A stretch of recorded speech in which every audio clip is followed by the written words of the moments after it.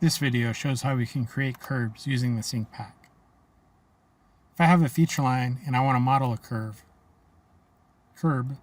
I can use the CreateCurbs command to offset the feature line using some settings.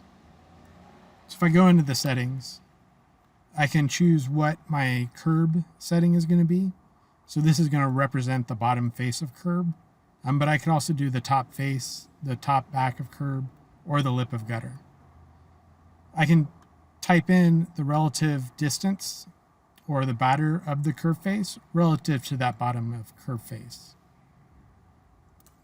And then I can choose to erase the original object if it's a polyline or keep it if it's a feature line. Here I can set my elevations from the feature line or from a surface. And then I can tell it what my vertical curb dimensions are going to be. Here I can select what site those feature lines are going to go onto, and then what style it's going to have.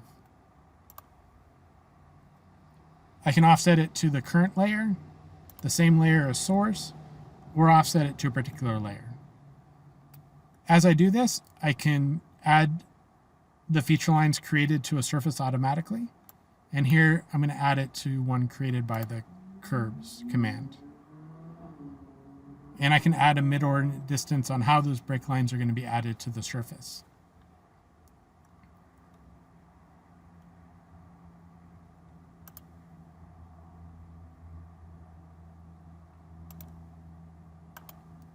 And then once I've got all my settings set, I can then create those object lines.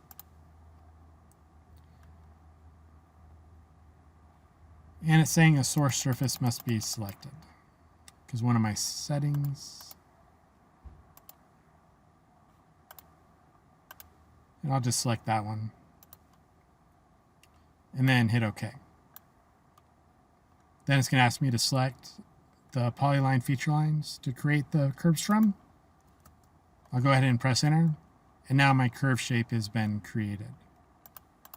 If I look at these in 3D using Object Viewer and rotate my view, I can see that the curb has been created. So it makes a nice and easy way to create a curb shape using offsetting feature lines. Later on, if I make a design change, I could delete them and then simply recreate those feature lines. And so this is the CreateCurbs command found in the SincPac.